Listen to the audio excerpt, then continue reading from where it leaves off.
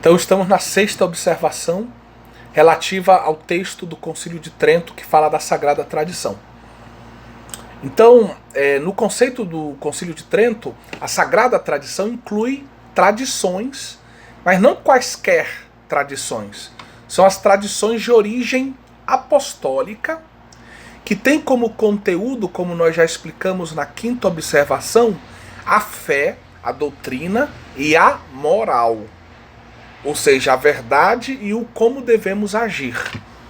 E que chegam até nós, essas tradições vindas dos apóstolos, através dos sucessores dos apóstolos. E aí se usa uma belíssima expressão, muito própria e bíblica, né, de mão em mão, como se fosse de mão em mão.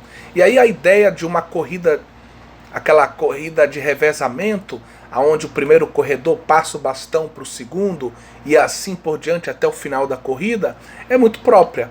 Ou seja, cada um corre e leva e transmite o que recebeu.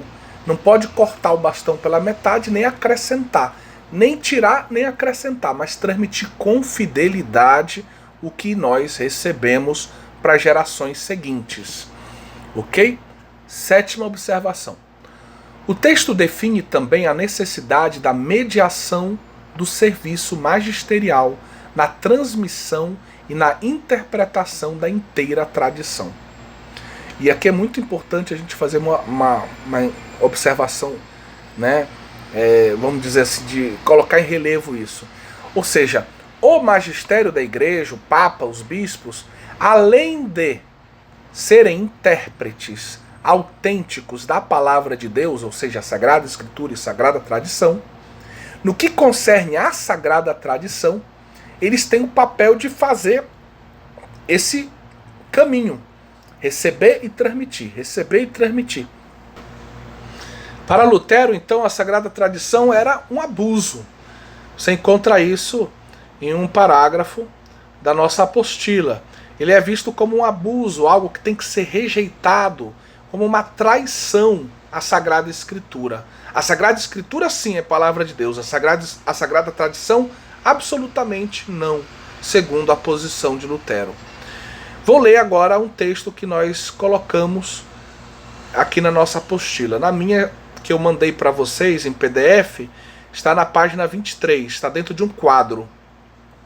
Ao fazer isto, Lutero permanece prisioneiro da controvérsia da Idade Média, pois a igreja de seu tempo ameaça esquecer o primado da Sagrada Escritura e subordinar a normatividade material do querigma apostólico à normatividade formal da tradição eclesiástica.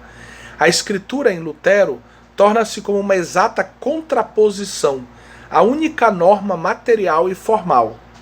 Sacra Scriptura sui ipsius interpres.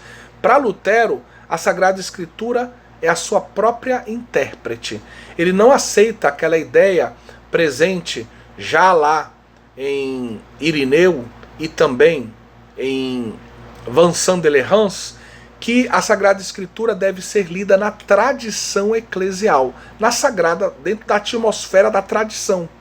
Ele não aceita isso. Para ele, a Sagrada Escritura é a sua própria intérprete.